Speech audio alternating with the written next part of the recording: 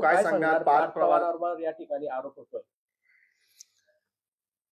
गेले आता कालपासून टीव्हीवर पार्थ पवारांच्या संदर्भामधली बातमी येते आहे.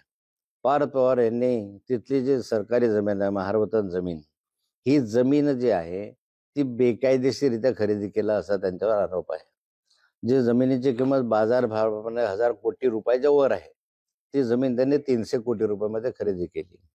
300 कोटीत खरेदी करत असताना त्यांचे जे मूळ कंपनी आहे, ते कंपनीचं भागभांडवल फक्त 1 लाख रुपये आहे. 1 लाख रुपये असताना 300 कोटी रुपये त्यांच्याकडे आले कसे, कोणाकडनं गेले, कोणाच्या खात्याकडनं ते वळते झाले, अशा अनेक प्रश्न त्याच्या माध्यमातून निर्माण होत आहे. दुसरा प्रश्न त्याच्यामध्ये आहे की जमीन खरेदी केली, खरेदी करत असताना यामध्ये जी स्टॅम्प ड्युटी भरली गेली, ती स्टॅम्प ड्युटी राज्य सरकारकडून 2 दिवसामध्ये माफ झाली.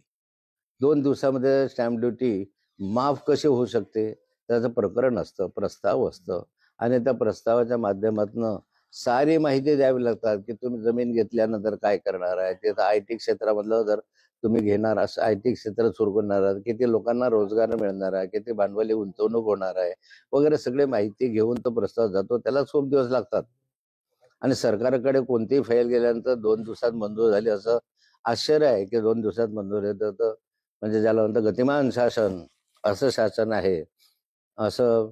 तर मला वाटतं की 2 दिवसात करण्याइतकं प्रत्येक फाईल केली असते तर चांगलं झालं असतं. हाही एक संशयास्पद प्रकार आहे. तिसरा असा आहे की सारं करत असताना या ठिकाणी हे इतक्या वेगानं झालं तर ते सहजासहजी झालं नसेल.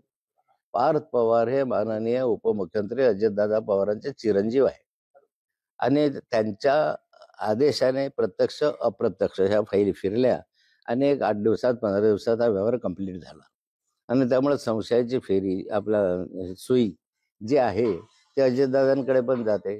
म्हणून या संपूर्ण प्रकरणाच्या संदर्भामध्ये चौकशी झाली पाहिजे. ती चौकशी सरकारच्या माध्यमातून करून उपयोग नाहीये, कारण सरकार चौकशा करतं आणि त्याचं काय पुढे होतंय आपल्याला माहिती नाही.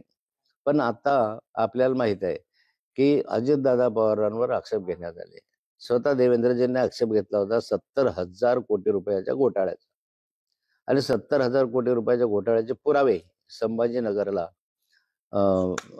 देवेंद्रजींनी स्वतः बैलगाडीमध्ये बसून ते दाखवले होते. आता त्याच वेळेस देवेंद्रजी असे बोलले होते की अजितदादा याच्यात दोषी आहे, त्यांना यात शिक्षा होईल. चक्की पिसिंग पिसिंग पिसिंग अशा स्वरूपाचे त्यांचे शब्द होते. त्याबरोबरीला त्यांना कुणी विचारलं होतं की तुम्ही राष्ट्रवादीबरोबर युती कराल का, त्यांनी सांगितलं होतं नाही नाही नाही, आम्ही राष्ट्रवादीवर कदापि युती करणार नाही. पण नंतर असं झालं की त्या 70,000 कोटी रुपयाच्या घोटाळ्याचं काय झालं, त्या चौकशीचं काय झालं, तसं या चौकशीचं होऊ नये ना. म्हणून प्रशासनाच्या माध्यमातून चौकशी तुम्ही कराल. त्याच्या बरोबरीला आमची मागणी राहणार आहे की उच्च न्यायालयाच्या न्यायाधीशाच्या मार्फतनं चौकशी झाली पाहिजे. निष्पक्ष चौकशी व्हायची असेल तर उच्च न्यायालयाच्या न्यायपक्ष मृत्यू झाली पाहिजे. दुसरं असं आहे की या पार्थची चौकशी करायची असेल आणि त्यांचेच फादर म्हणजे वडील या ठिकाणी उपमुख्यमंत्री राहतील, म्हणजे उपमुख्यमंत्री पदावर आहे आणि त्यांच्या मुलाची चौकशी आहे, तर चौकशी किती निष्पक्षपाती होईल याबद्दल संशय आहे. आणि म्हणून या ठिकाणी ही चौकशी चालू असताना किमान चौकशी पूर्ण होईपर्यंत तरी माननीय अजितदादा पवार यांनी आपल्या पदाचा राजीनामा दिला पाहिजे. स्वतः मुख्यमंत्री या प्रकरणाची चौकशी करतात, काय वाटतं आपल्याला? हे स्वतः मुख्यमंत्री चौकशी करतात, ते प्रशासनिक चौकशी करतील. त्याच्या मागे कोण आहे,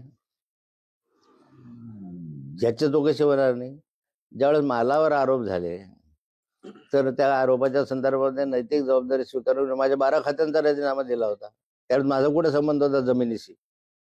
माझा काही मी खरेदी केली नव्हती, मी काही जमीन सरकारी नव्हती, ती जमीन काही म्हणजे मूळ मालकाची जमीन नव्हती.